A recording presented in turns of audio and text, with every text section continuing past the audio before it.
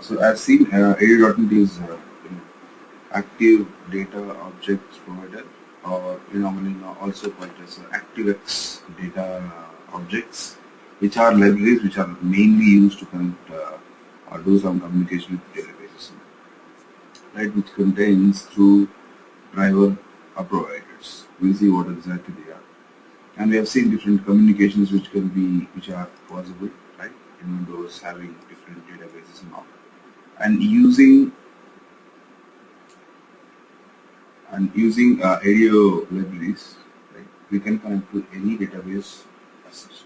It can be a SQL server, it can be Oracle database, MySQL, DB2, Sybase, or like any database you can actually connect to. So because we have different libraries being provided for different databases over here.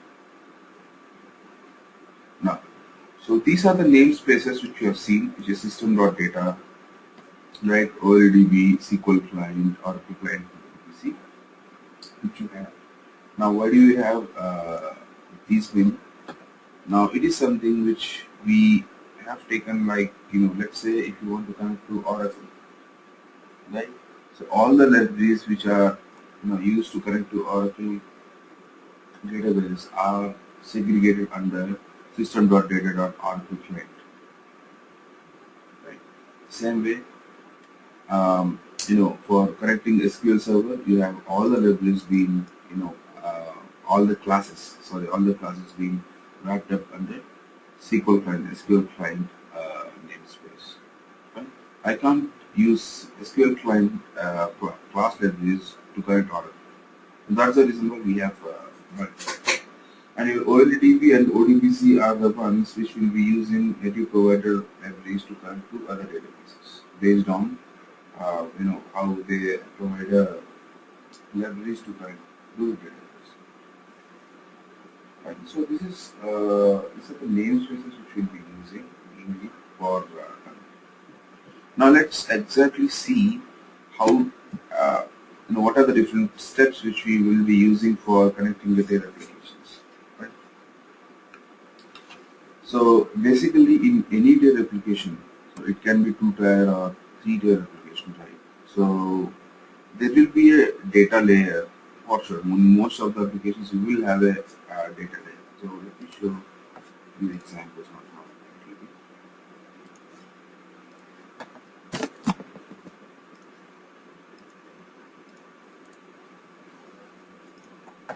So let's say a 2-tier application will be like, you have an application, right? And let's say this is communicating with a database. You have a database and the communication is via database. Right? Now this application is using my system.data namespace to connect to any database which we have, and the application is directly communicating with the database. So which is your two tiers. So first tier is your application, and then your database. You can also have one tier. Now one tier is like, in one machine, let's say you have an application, right, which is which contains all the data, right, or whatever field is needed, right? Let's say everything is embedded in the same layer itself, right? Then obviously it's going to be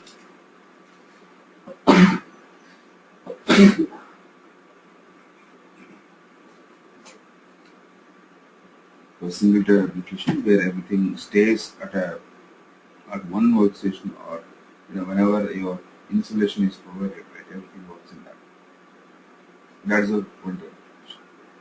So when you go to 3-tier application, your application different layers will be like, you have an application layer which is your app layer, and let's say you have got your some middle layer.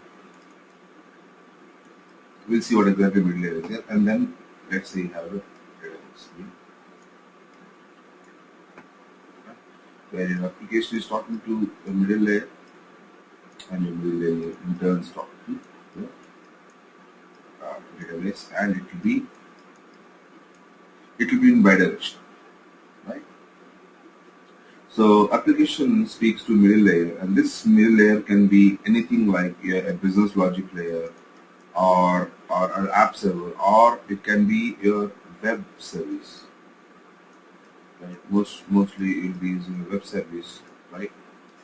Which we were talking about WCF and all, right? So this can be your web service provider, right?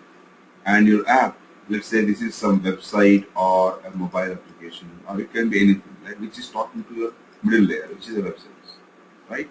And whenever request comes up, let's say it is coming from a web UI or a mobile application, right? The request, let's say, is coming up for getting some records and all, right? So then this middle layer acts, in the same way for both the requests. It will actually hit the database, and let's say it is getting the details, and based on the application, right? Based on the application where we have, it is actually getting the details, right? Which we look at as a layer, which is a web service layer as a middle layer. Now this is something which is a 3 tier. Now here in this layer, here in this middle layer, it will be using system.data namespace, where this layer is actually communicating to the database, which means it will be using system.data, right? So you can see in all the layers, right, it is very important to use system data namespace to connect to a database and get the details and provide. So these are the tier applications which we have, where one of the main tier will be your data storage. It can be database, or sometimes it can also be a file.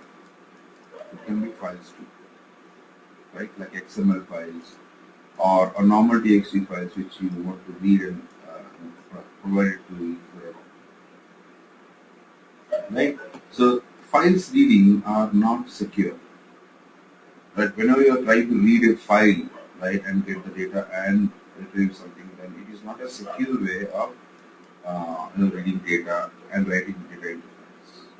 Database is something which is a very secure way to store data, right, and also the accuracy, right, where you will be storing data and retrieving will be in a secure way through some provider. So these are the tier applications which we have on the layer where your database comes.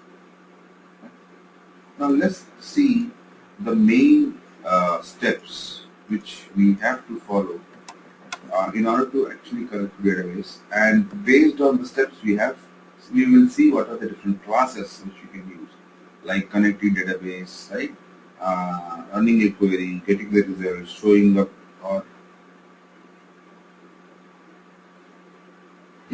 processing them, and handling some exceptions, right? All these are different steps which we have, which we can use to connect to database. Now, based on these steps, we have two different layers which we can actually separate. Right? Let's see the simple way how it works. The first step will be your loading a driver. Now, this driver loading is nothing but calling up the classes as such. Right? Whenever you call system.data.SQL client, let's say, right, namespace, or Oracle client namespace, right, which means you are actually importing the package or driver of certain type of database to connect to. Okay. So this is your loading your driver. Now this is the one which comes into the first layer called driver manager layer. This can be divided into the driver manager.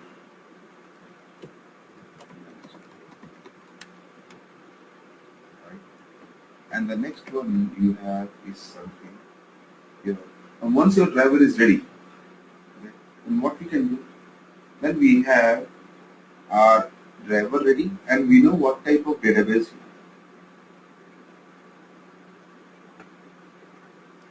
Right? Now when I say what type of database is ready, let me just show you exactly how it is. Now let's say you have an application This is your app. Now this can be an app or a middle layer which is trying to, let's say, connect to database. Right? Now as soon as let's say I have a SQL server. Right? So we know that we are going to actually develop an app which will be connecting and communicating to a SQL server. Right? Then obviously I load a driver of type SQL server, which is my system.data.mysql, so SQL client. Now this step is called as your loading a driver. Right? And now the next one is, as soon as you have a driver, as soon as you have imported your namespace, and which in turn gives you access to all the classes or the drivers using which you can connect, and we know the database, right? The first step what we can do is create a connection. Now this is nothing but your connection, which is your getting connection. So without connecting to database, obviously you can't do any communication with this, right? So once you create a connection, now this connection can be in different ways, right? Let's say this database is in the same machine, right? Maybe it can be in this form. So let's say maybe your database is in the same machine, right? So here, whenever you are connecting from your application database, right, you can directly say you're actually in the same machine and just new database. But in most of the situations, this will not be the case, right? Because in most of the situations, like 99% of the situations, your database will always be in a separate host, which is a separate host machine. Right? It will be in a brand new separate host machine where, by connecting to server, whenever we just say connection, right, it's not that simple. So you should know on which host it is hosted on, right? Host or server or machine, right? Or you can take any as such, right? So this is your first thing, which is the host name. And then you have to get your database name. Now I'll show you in our company database, right, how can we create your different database in a SQL server and actually get the database name. I'll show you a sample of this. Now once we know database, right, so that database may have some credentials, right, obviously. Now whenever it is hosted in a remote machine, right, obviously it will have its own credentials to log on, which means also need something called credentials. Right? Once you have a host name, which is a machine, and your database name and your credentials to log in, right, then you can actually create your connection. This will actually give you connection. Right? So these points will be important. Whenever you try to get any database from any application, always you have to get these details, because in order to connect your application in .NET to database, right, you need something called a connection string. We normally call it a connection string, and this connection string is built by these parameters, which is your host name, your database name, your credentials, mainly, right? And there can be other options to select on, but the basic details you need from any database provider are these, right? Now, which is called as for getting connection, you need a connection string using which you can actually connect to database. Right? So for this connecting to database, you have something called under SQL client, which is system.data.sql client. You have something called SQL connection class. We have something called SQL connection class. Now this SQL connection class will be used to connect to your database from your application, and this database connection needs a connection. Sorry, this SQL connection class needs a connection string, right? And this connection string will should have all the details of the host data and now whatever pattern I'm saying, right, it will be same across different languages, right? The connection string and the host length and everything will be same across different development platforms. But when it comes to specific to .NET, I'm giving you an actual class name to connect to the database. Now this SQL connection is common for all databases, right? Because we already know what type of you know uh, driver you have loaded, right? Based on that, you have different classes. Now you can see when I say SQL connection, which means is specific to my driver loader, which is my SQL client is there, right? So under SQL client you have SQL connection. But if you are trying to connect to Oracle database, which means system.data.oracle client, then obviously you will have a class called Oracle connection, right? But the pattern of usage will be same. It needs a connection string, and connection string needs all the details here. Now this is how you create a connection between the database and the application. Right? So as soon as you create a database, then you have your open bridge stream being open between your application and your database. Now once it is done, the third step is your creating of a statement. Now what is a statement?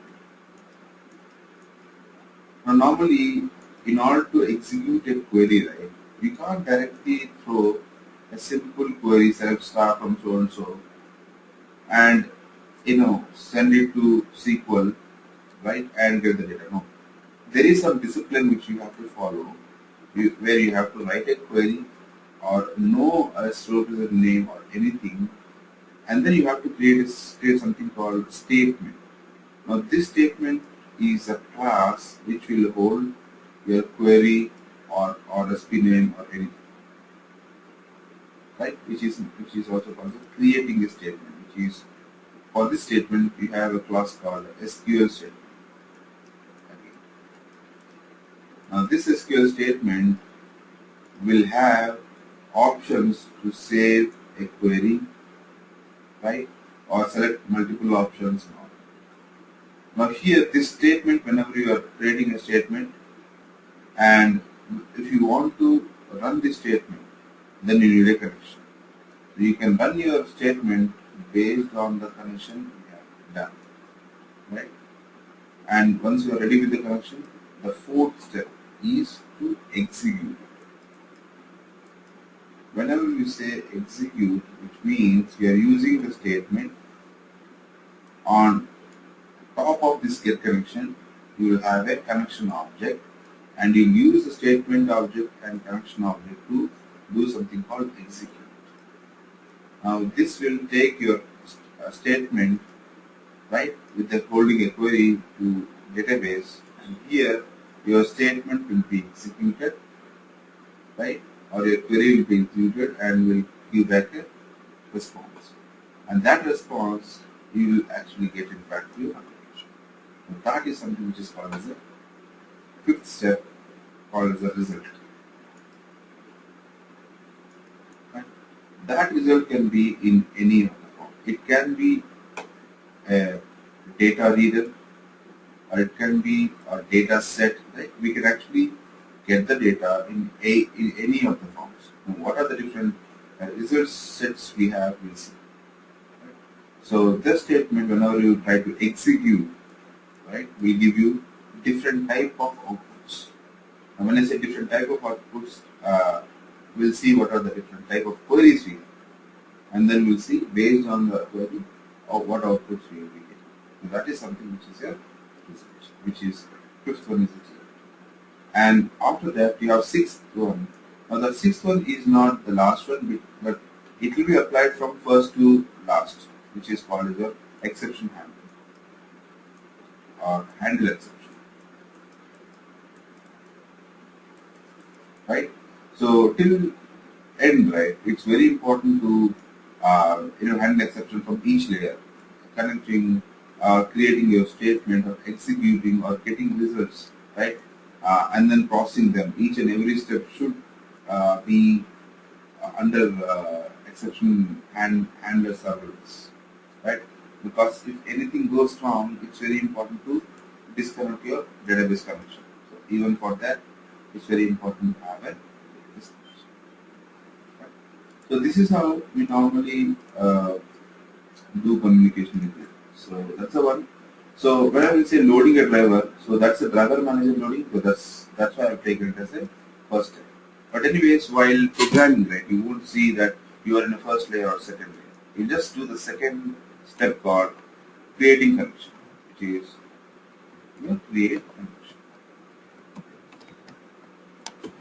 right? So once the connection is created, then you create a statement, or even before that, you can actually say construct query.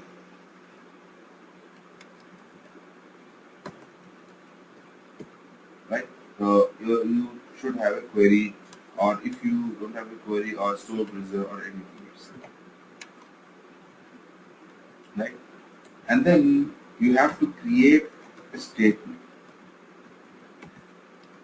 Now when I say create statement, which means this query can be an input to my statement class. Right? And the statement is the actual object which will be sent to which will be used to communicate with database and not your query. So once your statement is ready, and let's say connection is successful, then you can actually do execution. So the fourth step is your execution or execute. You have different methods for this execute, right? Based on whether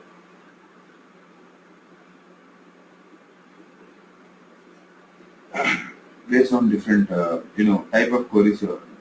Now we were talking about different type of queries, right? Now, so there can be mainly 4 different type of queries which you will be writing. Either you will be writing your select query, which means you are trying to get some data, right? Bigger data set from database, or you will be writing your update query. Update query is nothing but you are trying to update a row or multiple rows, right? Or anyone's cell in database, anything. Which means you're trying to update something into database, or you can have a delete, right? Either any of these operations can be done using your queries. Now, based on this, you have different outputs actually. So select will always give you a set of data, right? Select will always give you multiple rows and columns set. So that's the reason why, in order to actually hold them, you have different different holders. Like you have a data set, you have a data reader. Right now, we'll see specifically when we actually go to execute statement. Now this will actually give you a set of data, right? Which will be used to actually get the data and process it. And your update statement will give you an int output or output in a single digit, which will give you how many rows it updated. Right? Let's say you are actually writing a query to update wherever cell contains A, you want to update it with B, and you wrote some query and execute it. And let's say 11 rows contains A in that particular column. And obviously, it will execute the query and it will give you an output that 11, the output will be 11, which will show that yes, the query was successful and 11 rows in SQL Server got updated. Fine. So that is something which is your update. Same way, let's go to delete. Now when we talk about delete, right, this will again give you int output or output. It says how many rows got deleted. Right? Based on the condition you are using for your delete statement, right? How many rows got deleted, and it will give you that number of copies. If no rows got deleted, it will give you 0. Right? 0 means for both update and delete, if you are getting 0, which means no row got updated or deleted. And if you are getting some count like 1, 2, 3, 4 or now, then which means those number rows are updated or deleted. Now based on these outputs, right, we have different execute statements.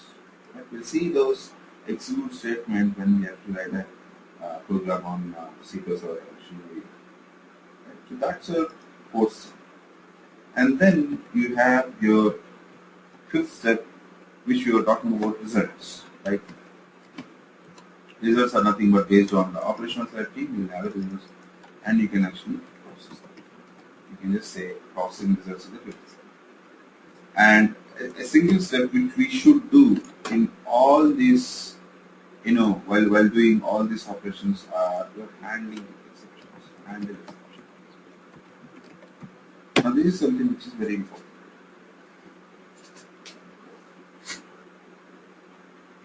Handle exception. Why do we need to handle exception is like, let me give you a real-time example. Now let's say you have your database and application here, right? And there is a term called traffic in database, or there is also a, we normally use traffic for website triggers, right? Or traffic for database requests, how many database requests is coming for time, for so and so time and all, right? So there will be also trigger for web service triggers. The traffic is a common term. When it comes to database, we normally say the number of connections traffic, right?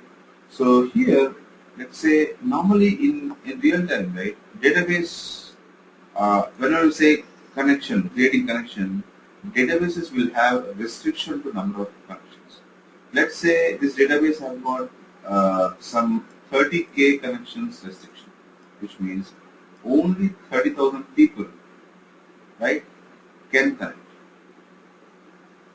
Then, which means every connection is costly, right?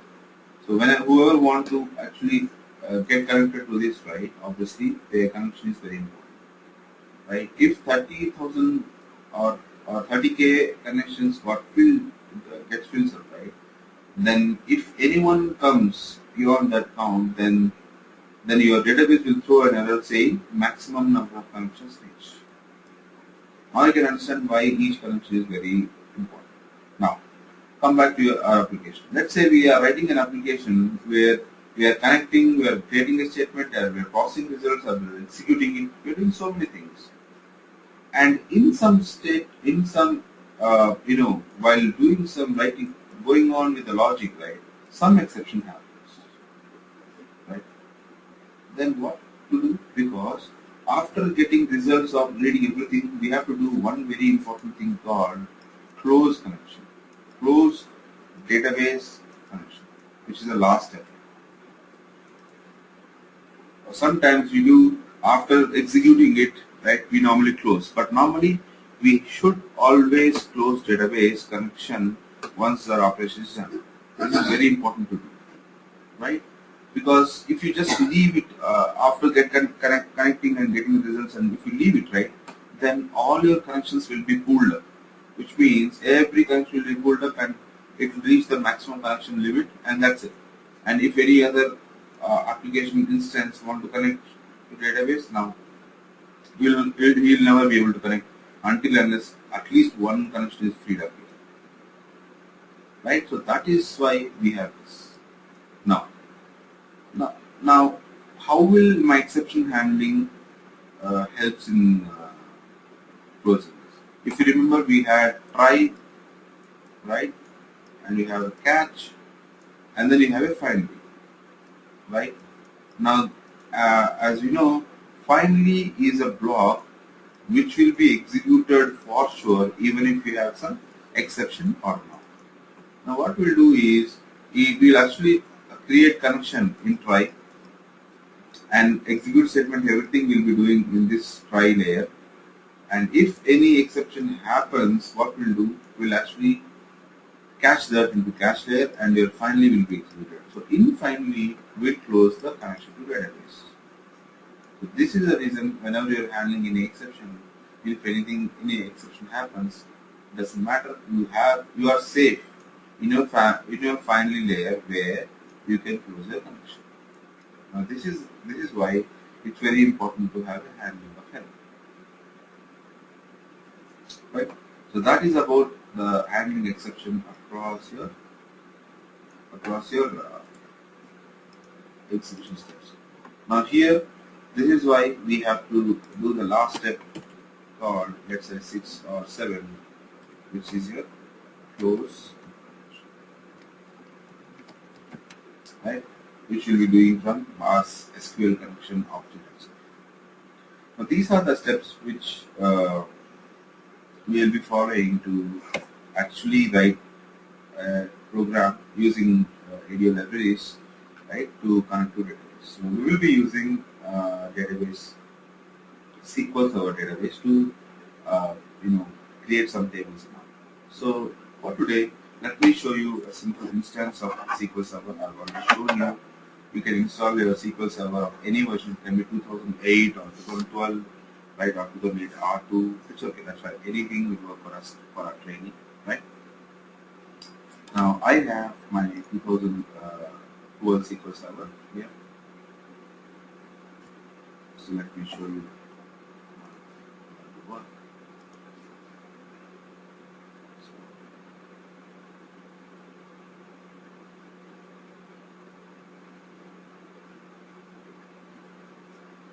So I'm just opening my local instance of database, right?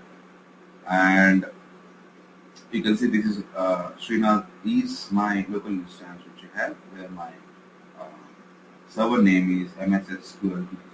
These are instance node for my database. Right? Kept it empty here.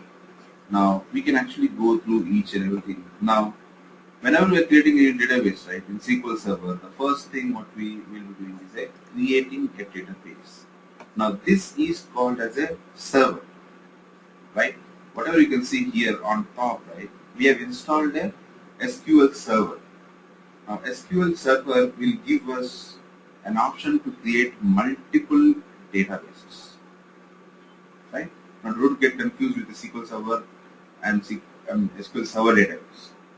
On server, we will then create a multiple databases nodes. Right? Now here you can see different things. Anyways, we'll see more specific things whatever we are we require this. So now here, in order to create any table or anything or storing data or anything, that we have to create a database first. So in order to create database, you can see here we have a main folder called databases. So right click on that and create a new database. Right? You will actually get options to create a database. Right? See that. Now here you can see this is a window where you have many options to get it. So here I have to give my database name. So let's say I'm giving some database name called college. Right? Let me give some name here like college. Right? Here you can see whenever I queue database, we have two different logical types will be created. One is your actual NSDB type where we have a raw data type, and second one is log. So for every database in SQL Server, you will have a log. Now log is a normal file where each and every transaction will be logged, and it will be saved at some location. Let's do default. Right, so this is my database. And this is a general option. If you just give database option and create OK, it will create. But if you want to check out the options also, we have many options to see, right? Whether your views should be enabled or there are so many things which you can, which is a database type. Now let me click on. So it will create a database for us. Right now you can see. So this is a database. Now as soon as you create a database, immediately you will get all the options, major database object, folder names, you will get it in your now here you can see we have something called tables. Now this is where we are going to create a table. So we'll create a simple table here. So right click on this and just say new table. Now the table is a main entity where the actual data will be saved. And table always resides in a database. And your database will be mounted on some server. That's how foundation is. So here let me just create some columns. So first let's say it is serial number. Let me do SN number. Now here you can select your data type. Let me give int type, where I would say it is not null, right? And then let me give student name. Student underscore name, let's say. And let's say I'm giving something called varchar of 50. Let's say I'm listing it. Let's not use the score. Let's use student name without any space. And you have your, let's say I want that. So if you remove this, right, allow nulls, which means you are not, if anyone is trying to insert data in this table, so whenever you just uncheck this allow nulls, which means data for that column is mandatory. Right? So here let's take roll number, something.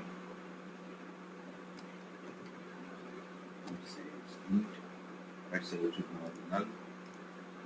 So let's say I want address. So address, let me take it as varchar of let's say 50, and let's say it can be null. Right? I'm checking it out. Right? I'm just taking a few things here, and for update purpose, let's say something called student name. We have first, let's say phone number.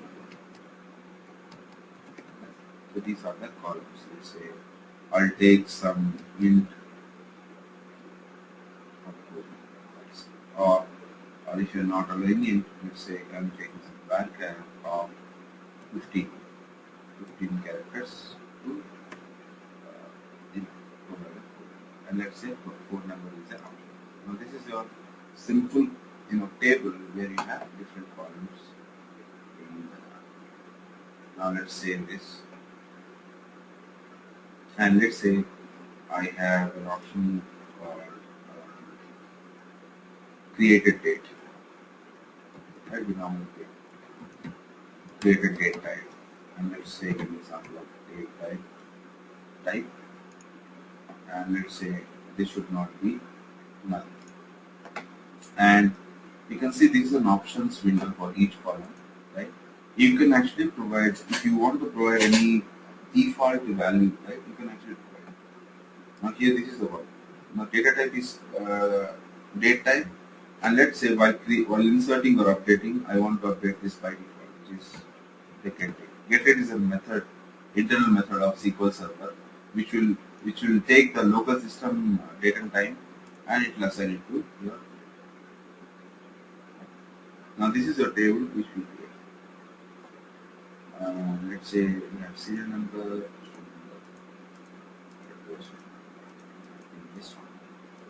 now this is a simple table you have. Now before saving, see whether you want to create any constraints. Now constraints are nothing but, now even in address here, if you want any default binding, right?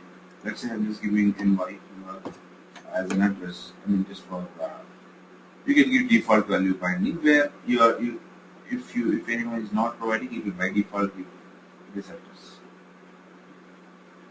Now,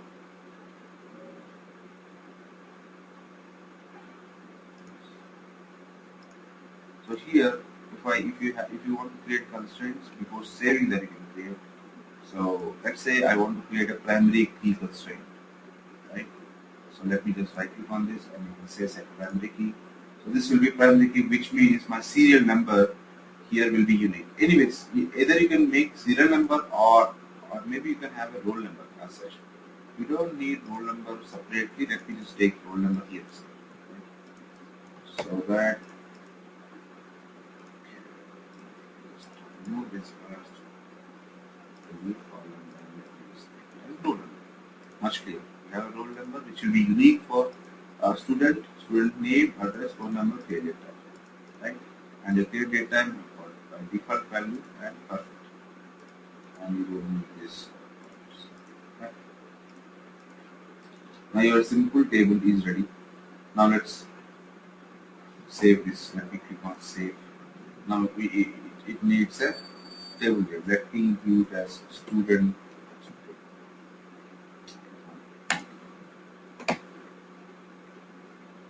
Right? Now refresh this. Now we have your students, which is right. Now if you want to query that table, you can select on new query over here. Right now, let me write the query. Let's start from now. Here, my table name is students. See here, as soon as you type in, it will give you and execute it. Execution is nothing but you can actually execute from here or press on F5. Now you can see we have nothing. So here you can start inserting data, right? So here, let me just say, so in order to insert data, we have to write insert query, like insert into, right, your database students. So if you are, if you want to get all the actual columns and all, our SQL Server editor is again very useful as such. If you want to write an insert query, you can just set table, right? And right click on that when you have to save some time, right? We have something called script table apps, and you can see here there is a insert to window. Click on that. Now it will actually give you an actual insert query into this. You can see insert into so and so database and all the columns, right? And rows. So here, let's say I don't want to insert my create data, right? Because let's say I want to take by default value. So let me remove. Now here let's give student name. Now let's not give the roll number. Let's see how it's going to take. Show that. Now let's give student name Sam. Right? Address. Let's give some address.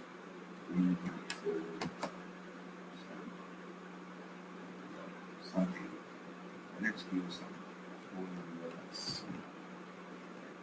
So here you have your simple insert query.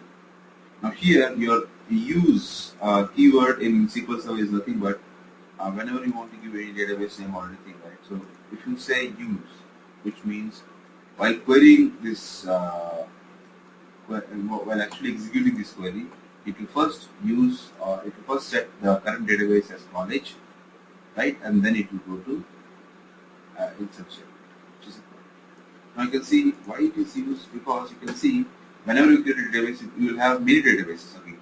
We have system databases, right? So what is the current database selected? You can check it here. Now this is a combo box which we have. Now it will actually give you all the available databases, and whatsoever is selected will actually give you.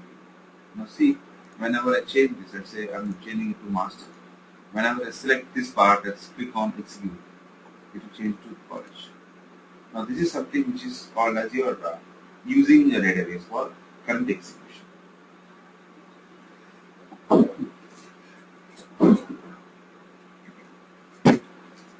But now I have my. It's a best. It is always best to write a query including your database which you are going to use. Right. Now I have my query. Now let me run this. Execute it. Now you can see here, anyways, it says implicit conversion from database varchar to var binary is not allowed. Okay, here.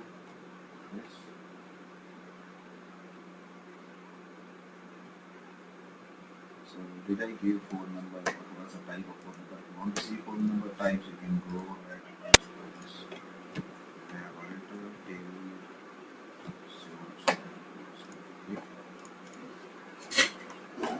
So let's say you have alter table names, alter let's say column, you have an address, and you can let's take it as and leave it as just like this. It actually went through the command. Let me just refresh this. Now your address is NYK. Let me make the phone number as NYK here. And number so this NYK of 15. Let's see. Onto the column. We got it as 15. Let's refresh this. You have your phone number and your 15 and your create database date time, and student name is varchar. Let's make it as in varchar so that we can actually accept any student. And right, refresh this. And now you have varchar 15 null. Now we have and so student name, if you want to make it as not null, you can just say not null here, right? Because student name is mandatory to say. So refresh and let student name as not null. And remaining things anyways you have a not null. Address is null, phone number can be null and create it null. Now let's come back to the query part. So let me comment now here again. Let me just say select from the students. Here we have no rows. Now let's come back to the insert statement and run this statement on method. Okay, now we have to insert this because we haven't kept this as a unique, right? And that's fine. Let's say we are keeping the value 1 and now one row affected. Now you can see while creating and while actually running your insert, right? You can give you how many rows it actually got insert. Come back to this and now you have some rows. Okay. So in this way you can actually have you can insert multiple rows, right? And we'll see. So now our database is ready, our server is ready, and our table is ready. So we'll actually see from our from our .NET program, how can we connect to this database, right, and get the data, right, and actually see how we can actually create a connection string. So here you can see this is my host, right? We were talking about 3 parameters, right? You should have a host, database name, and credentials, right?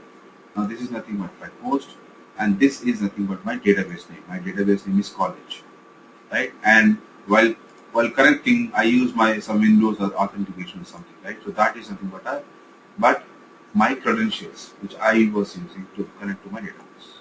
Right? Now I'm ready with all the data, and inside database I have multiple entities. Let's say I have one entity, students, where I already have some data.